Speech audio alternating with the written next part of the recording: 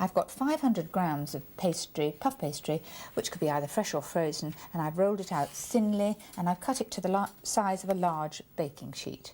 Now to the filling. This has been chilling for 12 hours, and every scrap of liquid has been either boiled away, or I did actually notice that there was a little bit there and I mopped it up with a bit of kitchen paper. So I'm going to make a long column of this down the centre. Good thing is you don't need any special tins or cutters for this. Most people have got a baking tray. I press that. You can see all the exciting ingredients in it.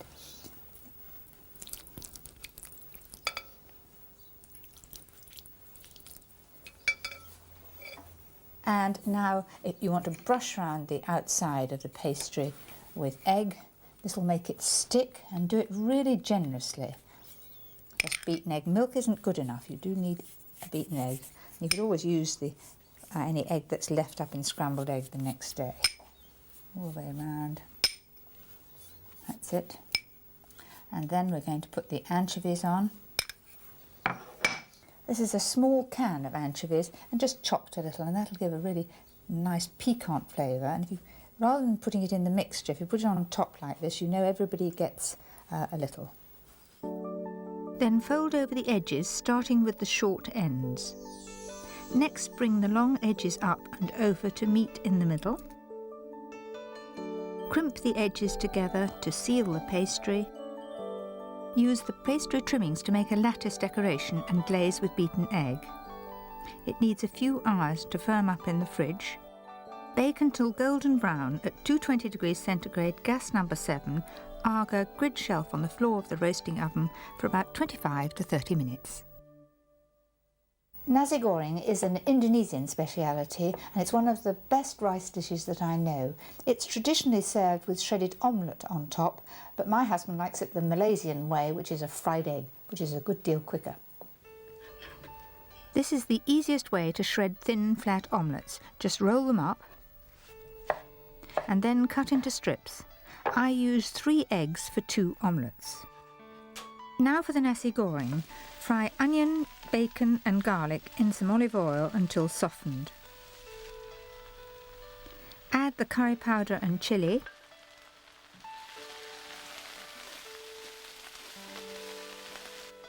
And then some raw chicken. I'm using skinned chicken breast, which will take about 5 minutes to cook, or you could use cooked chicken.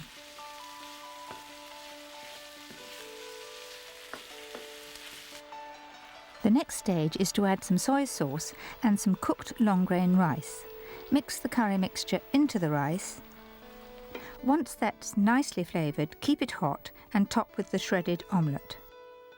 Then some shredded spring onions, and finally some toasted or fried split almonds. When I was in Australia, I came across this idea of adding tiger prawn kebabs. Garnish the nasi goreng with some prawn crackers and serve hot. Grata of exotic fruits, all made from store cupboard ingredients very quickly. Cans of luxury fruits topped with whipped cream and then sprinkled with sugar and flashed under the grill, so you have a lovely crunchy topping. Drain a tin of mandarin oranges,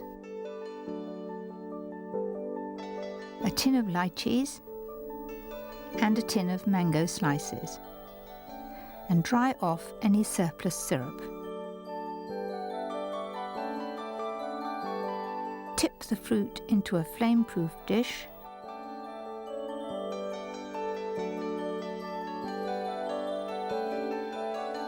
And spread lightly whipped double cream all over the surface. Then be generous with some light brown muscovado sugar. Then pop the dish under a very hot grill until the sugar caramelizes. That's Grata of exotic fruits. Or what about fresh fruit salad? This is quite the best fruit salad because it's easy to make and it freezes too. It's 3 fish pate. It sounds so ordinary, but it is really special. Very simple ingredients. I'm going to take a can of sardines and put that into the processor with the other ones, and it's not going to come out. Let's give it I'm putting it in, the bones, the skin, everything, the complete can with the oil. There it is. Then a can of anchovies, and remember that anchovies are quite salty, so I shall go easy on the salt in this recipe, but it does give a good flavour. Then a can of tuna. Now the tuna is in oil, but I've drained the oil from the tin because otherwise it would be too oily, and it has a better flavour than the one in brine. In that goes. Then I'm going to add some butter. I cut the butter up for ease. Put that in. And then some fresh dill. It's a far nicer flavour than the dried dill. And then a handful of parsley. Then I have a quick scout round to see what I've forgotten, and it's lemon juice, and that'll sharpen it up. Juice of a whole lemon. It was 175 grams of butter that I put in. Little salt, which is there, and lots of ground black pepper. They haven't told us that it's bad for us yet, have they? Therefore we can have a nice lot. It does make such a difference. So everything's in, and then on with the lid and whiz it until it's smooth and the parsley is chopped.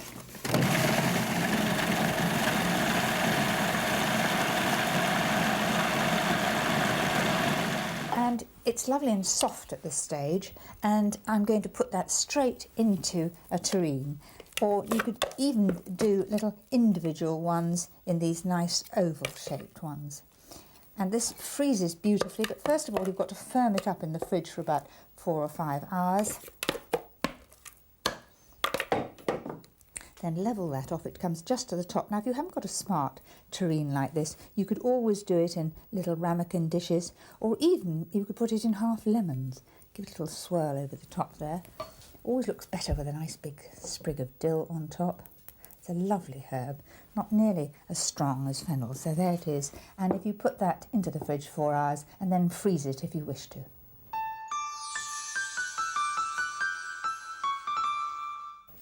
And now, mushroom and goat's cheese tier. Fry 2 thinly sliced onions over a moderate heat for 10 minutes until soft and beginning to colour. Setting aside 6 large mushrooms, add their chopped stalks to the onions and cook for about 2 minutes. Take 2 tablespoonfuls of ready-made pesto and add to the mixture, and then check the seasoning. Spoon the mixture onto the 6 mushrooms which have been oiled and set aside on a greased baking sheet. Top each mushroom with a large slice of tomato and a little soft goat's cheese. Finally, sprinkle with a little paprika. You can keep them in the fridge for up to 24 hours. After 10 minutes in a hot oven, take off the foil and give them another 15 minutes. West Country gratin of cider, bacon and vegetables. Now you may well find a bargain piece of bacon in the bacon counter. This one's about 450 grams, and you just boil it in cider. But to get on with the recipe, I'm going to make the sauce first. In the pan, I've been cooking 1 leek and a couple of sticks of celery in butter until they're soft. And then I'm going to make a white sauce, so you can see rather large pieces of the leek. So don't you be thinking that I'm making a lumpy sauce. That will be the vegetables. So in goes the flour. Mix that. So this is a roux with vegetables in. Mix that until you can't see any loose flour floating about. Then I'm going to add the milk gradually. It helps to have the milk hot, and I've been keeping it warm on the Aga. And add it gradually to start with. Give it a stir so it doesn't stick at the bottom. So add just a little to begin with, and then give it a good beat. I'm lifting the pan up at one corner, mix that well together. Now you can see that's just getting thick. And a little more milk. You're likely to have in the fridge maybe the celery and leek, and then you add cooked vegetables later.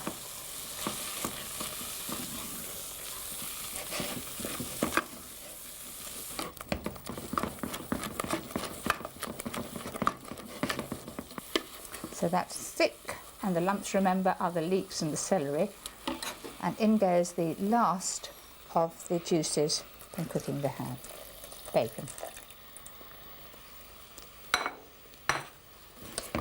Again, lifting it off the heat when you add it first of all, and when it's all one consistency, down on the heat again to bring it to the boil. Make sure the sauce is cooked through. It should be nice and glossy. So in go the other ingredients. I've got some carrot here, cooked carrot, something that you're very likely to have left, and some cooked potatoes. These are new potatoes.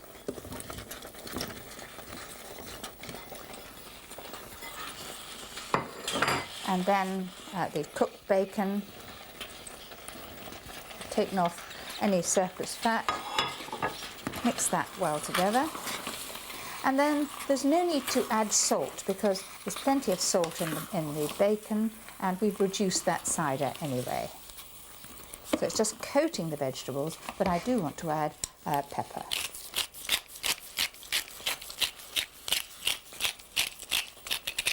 You might like to add a little mustard if you're mustard eaters. It goes very well with ham. Put the mixture in an oven-proof dish and top with 50 grams each of cheddar and parmesan. Then put it under a very hot grill until it's golden brown and piping hot. Mediterranean tuna en croûte, a posh fish pie made from store-cupboard ingredients, and it uses 2 cans of tuna. In the pan, I've got a medium onion that I cooked in some of the oil from the tuna, and I've got some mushrooms, about 175 grams, and I've just cooked those down until the onion is tender, and so is the mushroom. Now I'm going to add the other ingredients.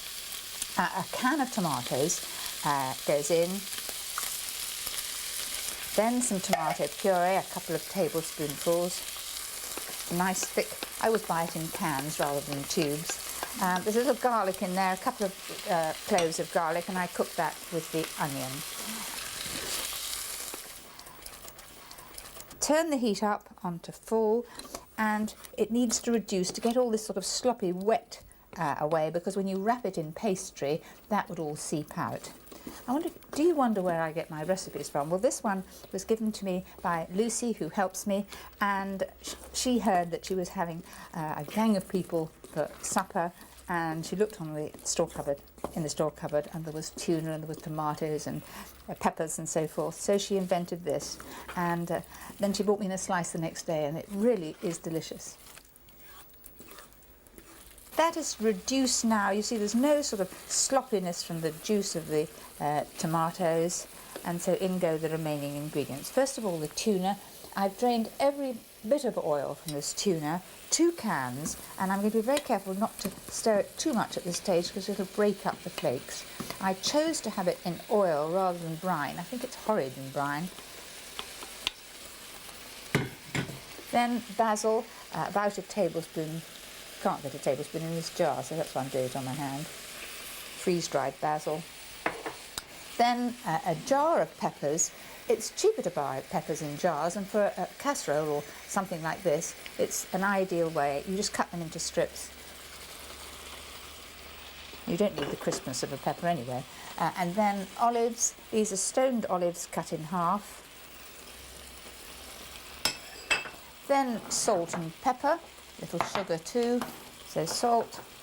There's quite a lot here, that's why I'm seasoning it well.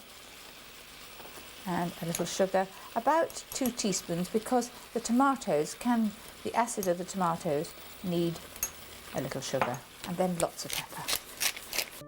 Chicken is always a good buy, and well worth trying is Seville minted chicken. Arrange 6 seasoned chicken joints with excess fatty skin removed in a seasoned roasting tin. Take 4 tablespoons of thick cut marmalade and mix in the grated rind of an orange, 25 grams of butter and some finely chopped mint leaves and 3 crushed cloves of garlic. Save the orange juice for later and spread the mixture over the chicken joints. This is the stage you can stop at if preparing ahead. Cook at 200 degrees centigrade, gas number 6, in the Aga roasting oven for about 35 minutes. Then remove the chicken pieces to a plate to keep warm. Skim the surface fat from the pan juices, ready to make the sauce. Slake a little corn flour with some chicken stock taken from 300 ml.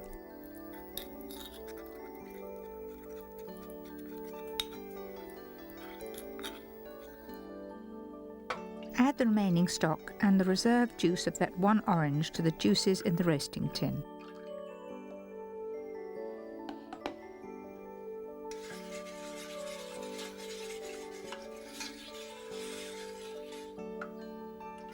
Then tip in the corn flour mixture and give it a good stir, scraping the base and sides of the tin and bring to the boil.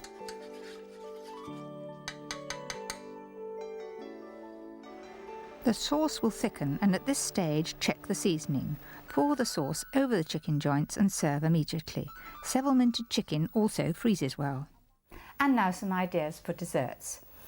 This is a velvet chocolate tort. It's very rich, very delicious, but still budget because this serves a lot of people. I've got 200 grams of real proper chocolate, and I'm going to chop it up in the processor.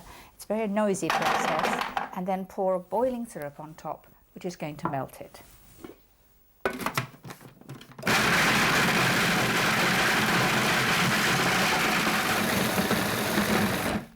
That was jolly noisy, wasn't it? So it's a mixture of powder and little lumps, and I'm now going to pour a sugar syrup, which I've made from 100 grams of caster sugar and 6 tablespoonfuls of water.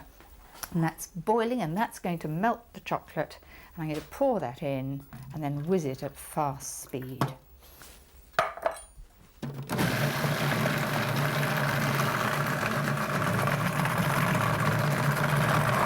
That's it.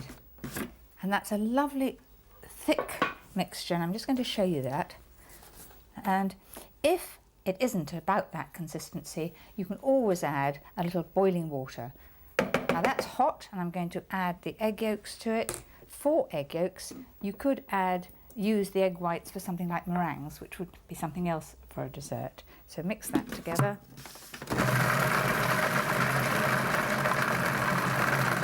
Then add some booze, and I'm going to add 2 tablespoonfuls of brandy just through the funnel again here. So you see it's very, very easy to do. I'm being very careful to measure this. I'm a great one for slopping in brandy, but on this occasion I don't want it to be too rummy. Now, if you haven't got brandy, you could add sherry or maybe even a chocolate liqueur. That's everything smooth, shiny, and that was very easy.